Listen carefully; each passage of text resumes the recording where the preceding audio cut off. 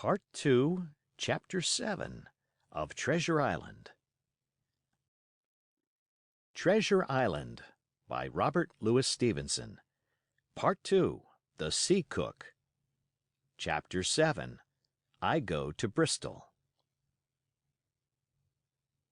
It was longer than the squire imagined ere we were ready for the sea, and none of our first plans, not even Dr. Livesey's, of keeping me beside him, could be carried out as we intended.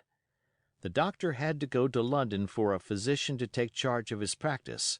The squire was hard at work at Bristol, and I lived on at the Hall under the charge of old Redruth, the gamekeeper, almost a prisoner, but full of sea dreams and the most charming anticipations of strange islands and adventures.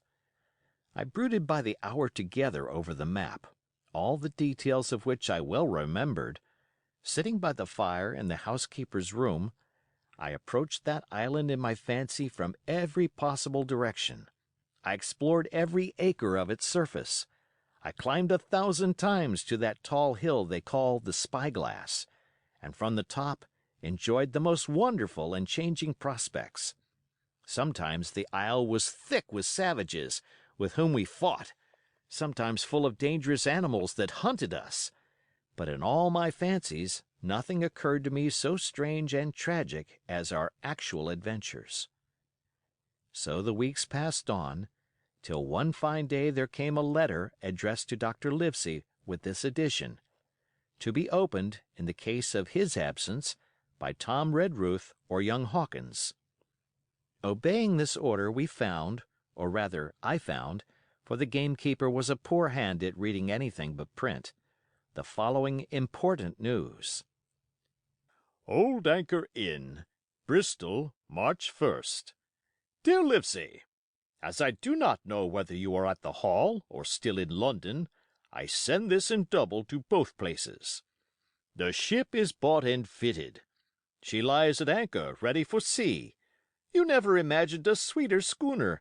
A child might sail her. 200 tons. Name? Hispaniola. I got her through my old friend Blandly, who has proved himself throughout the most surprising trump.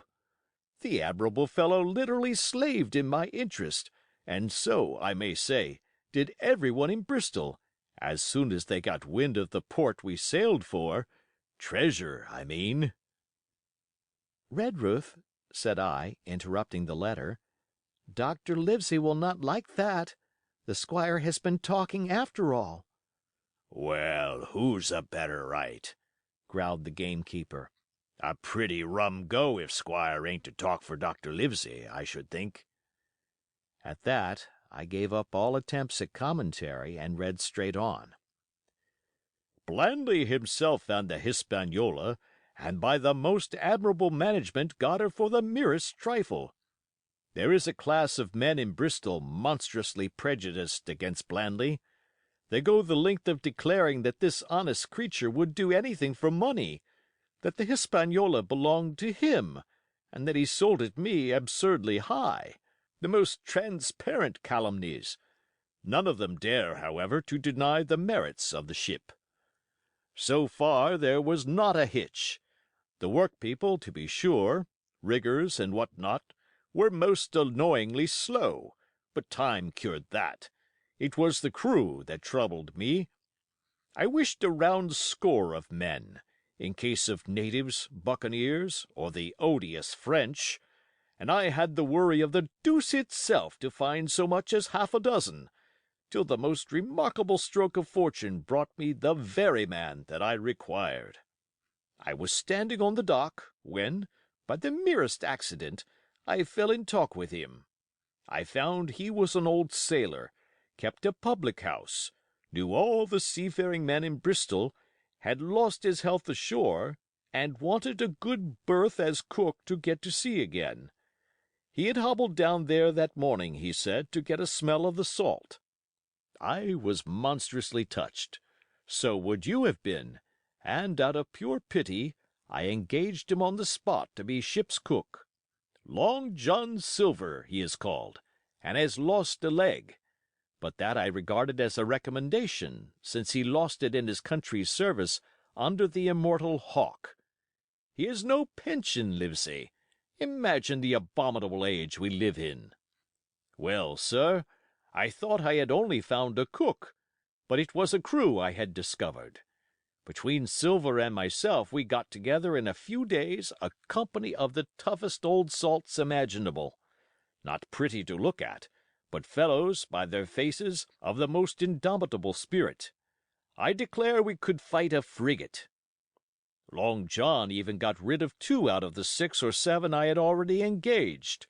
He showed me in a moment that they were just the sort of freshwater swabs we had to fear in an adventure of importance.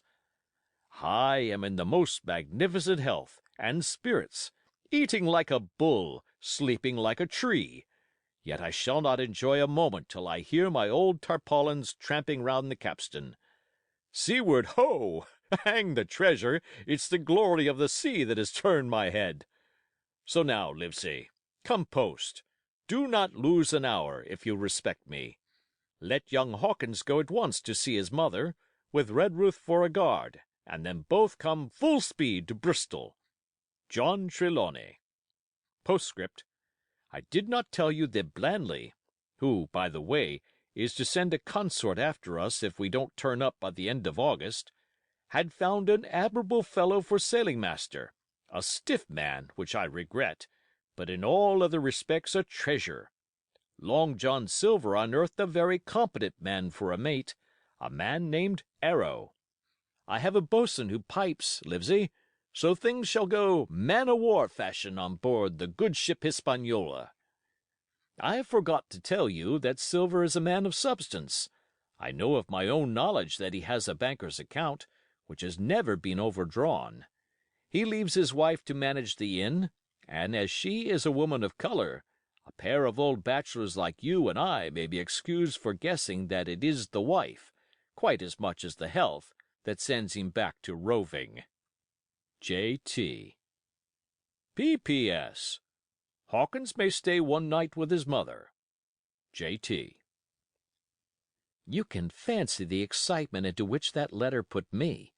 I was half beside myself with glee, and if ever I despised a man, it was old Tom Redruth, who could do nothing but grumble and lament. Any of the under gamekeepers would gladly have changed places with him, but such was not the squire's pleasure, and the squire's pleasure was like law among them all. Nobody but old Redruth would have dared so much as even to grumble. The next morning he and I set out on foot for the Admiral Benbow, and there I found my mother in good health and spirits. The captain, who had so long been a cause of so much discomfort, was gone where the wicked cease from troubling. The squire had had everything repaired, and the public rooms and the sign repainted, and had added some furniture; above all, a beautiful armchair for mother in the bar. He had found her a boy as an apprentice also, so that she should not want help while I was gone. It was on seeing that boy that I understood for the first time my situation. I had thought up to that moment of the adventures before me, not at all of the home that I was leaving, and now, at sight of this clumsy stranger, who was to stay here in my place beside my mother, I had my first attack of tears. I am afraid I led that boy a dog's life, for as he was new to the work, I had 100 opportunities of setting him right and putting him down, and I was not slow to profit by them. The night passed, and the next day, after dinner, Redruth and I were afoot again and on the road.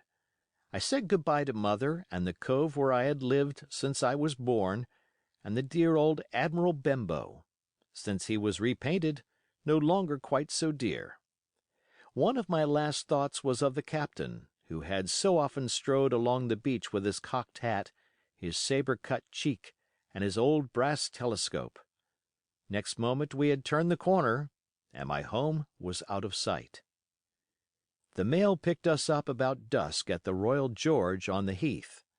I was wedged in between Redruth and a stout old gentleman, and in spite of the swift motion and the cold night air, I must have dozed a great deal from the very first.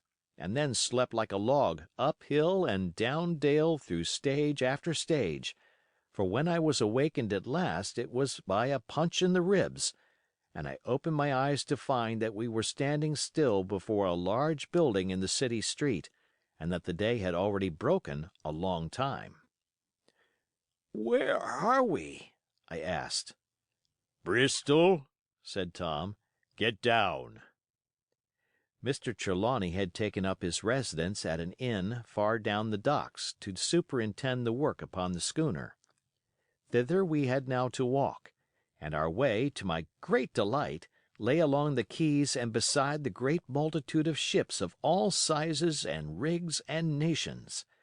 In one, sailors were singing at their work; in another there were men aloft, high over my head, hanging to threads that seemed no thicker than a spider's. Though I had lived by the shore all my life, I seemed never to have been near the sea till then. The smell of tar and salt was something new.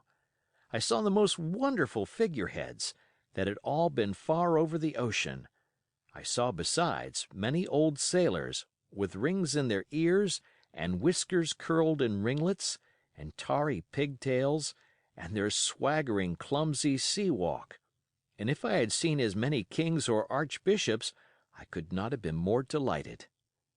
And I was going to sea myself, to sea in a schooner, with a piping boatswain and pigtailed singing seamen, to sea, bound for an unknown island, and to seek for buried treasure.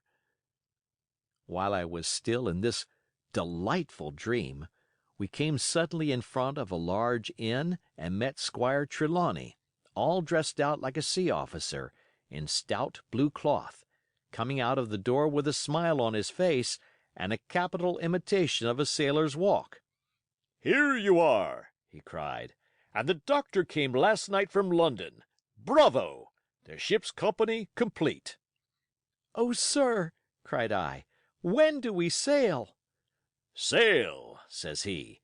"We sail tomorrow." End of chapter.